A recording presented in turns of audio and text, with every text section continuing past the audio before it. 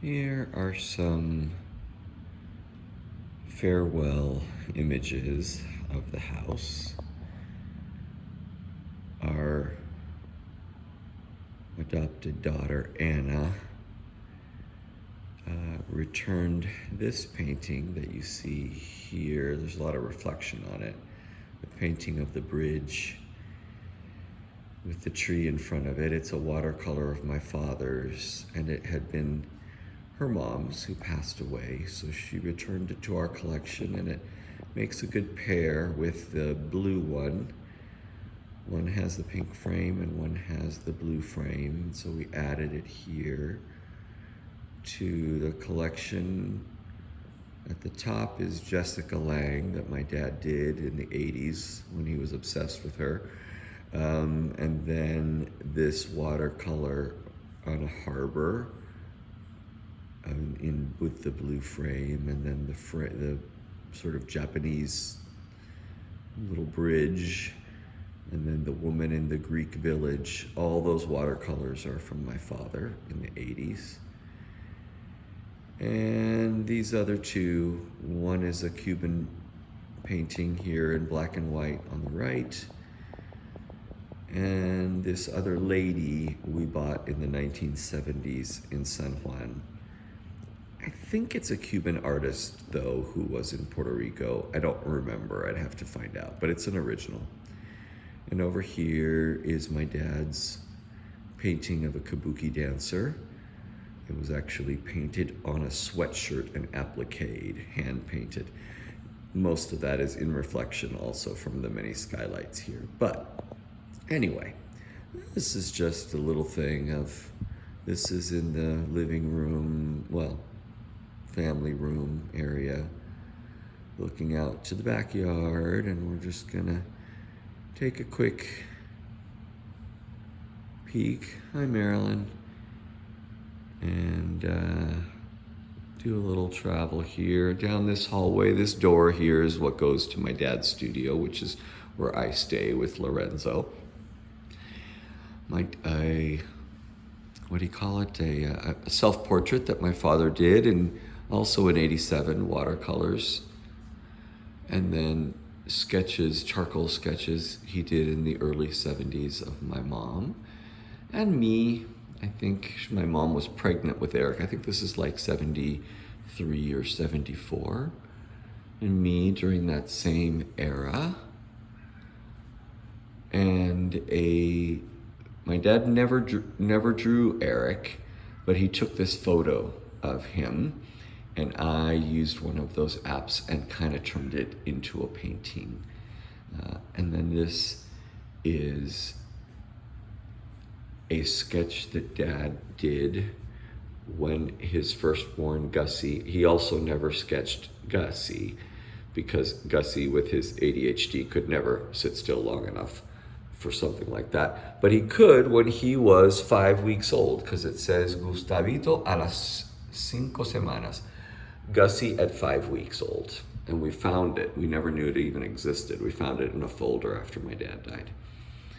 Anyway, my mother singing Madame Butterfly in concert at some point in the 80s. A little Cuban corner. We have a lot of Cuban corners in this house, but some Cuban things. Another of my dad's paintings. He did it from a sketch class with a little old lady who posed in the nude. He calls it Bordello Memories, 1972. A very modern old lady in 1972 posing naked. This is my favorite piece, well, not my favorite, but one of my favorite pieces of art is this three-dimensional Buddha, being the Buddhist that I am. And then these are a bunch of paintings that I changed around. All these first four were in different places before. This is another Cuban artist. My mom's not here, so I don't know her name off the top of my head. Abstract artist that my dad loved. They were already here on this stairwell in a different combination. And this one moved because it's called, it's my mom's favorite. It's called, let's see if I can get it without reflection. It's called Dedicated to the One I Love. So of course it's my mother's favorite. Another watercolor, my dad's preferred medium. And let's see here. It says, I don't know what remanso means. Newport Beach, watercolor, Gustavo Díaz de la Peña, 1986. 86, 87 was when my dad was very, very prolific in his watercolor things. And we put it next to this one because it's, as you see, they're both little harbor with boats. And this one, which was always here, this is from, I think, 87. Another watercolor, harbor boat, seagull, sort of my dad's super favorite thing. And I did this last, one of the other prior trips. These are just a couple of pieces of artwork from, they're just prints from like Home Goods or something, but nothing my mother loves more than images of women, and women from different backgrounds, races, cultures. And then I did this another at a prior trip during the COVID lockdown, where we found all of our international masks and we put them here on the stairwell, and a couple of African masks here. Let's see if I can do this halfway decently while I walk down the stairs backwards and hopefully don't fall and kill myself. All right, I'm safely down.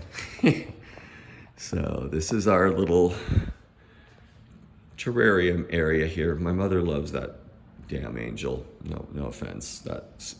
It's really supposed to just be out there for Christmas, but she loves it, so it's there all year long. And here you go from below, all of the artwork with the Buddha at the top of the stairs. And this is the dining room.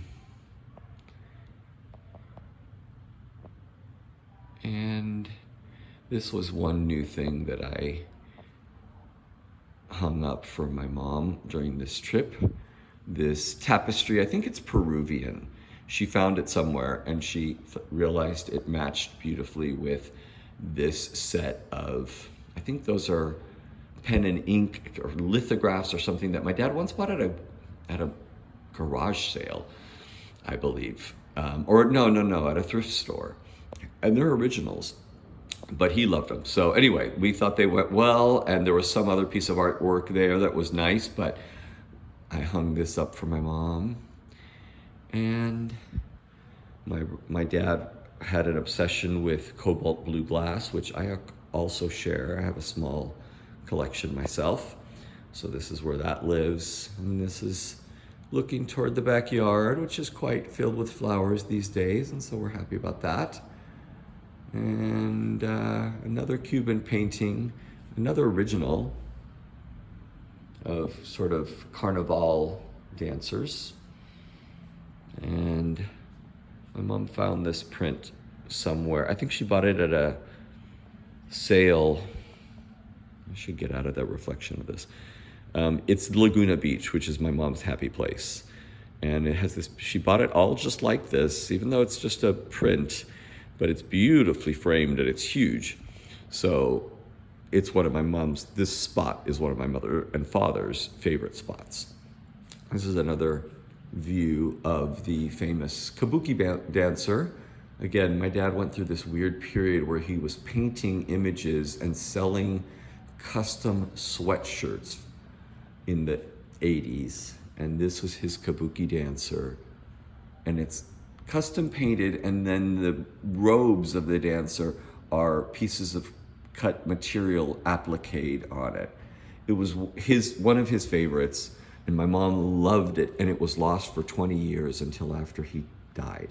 And we found it in a box because my dad was a hoarder and everything was everywhere.